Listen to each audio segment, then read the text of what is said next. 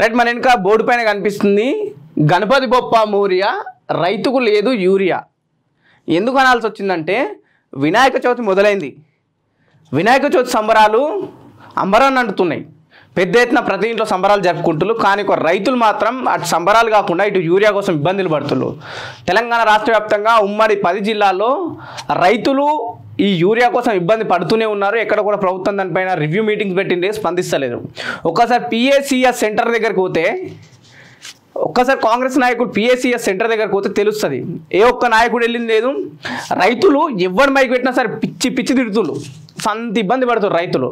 ఒకవైపు వర్షాలు పడుతున్నాయి, మరోవైపు పంటకు మందు జల్లే టైం వచ్చింది. మందు జల్లకపోతే పంట అటు ఎర్రబడుతుంది, వరి పూర్తిగా ఖరాబ్ అవుతుంది. కాబట్టి అటు ఆ రైతులు ఇబ్బంది పడుతున్నా సరే కాంగ్రెస్ పార్టీకి సంబంధించిన నాయకులు, ప్రభుత్వ పెద్దలు ఎక్కడ కూడా ఆ రివ్యూ మీటింగ్స్ పెట్టట్లేదు. రైతుల గూడును పట్టించుకుంటలేదు.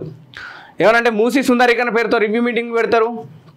లేదంటే 2036లో జరపాల్సిన ఎలక్షన్, 2036లో జరపాల్సిన ఒలింపిక్స్ గురించి రివ్యూ మీటింగ్లు పెడుతులు. కానీ రైతులు ఇబ్బంది పడుతులు. వాళ్ళ కోసం అసలు ఏంది యూరియా సంగతి ఏంటి, నిజంగానే మన దగ్గర లేదా, లేకపోతే కేంద్రం నుంచి వస్తలేదా, లేకపోతే ఒకవేళ వచ్చినా మీ ప్రభుత్వం చెప్పుకున్నట్టు మేము ఇస్తున్నాం, దళాలు కావచ్చు, మధ్య వ్యక్తులు అమ్ముకుంటున్నారు బ్లాక్ మార్కెట్లో అనే విషయం మీరే చెప్తున్నారు. దాని గురించి ఎందుకు ఆ దళాలపైన చర్యలు తీసుకుంటలేరు?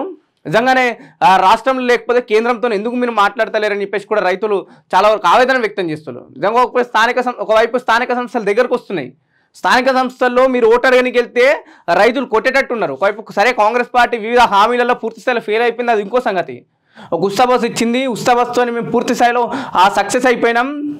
ప్రభుత్వం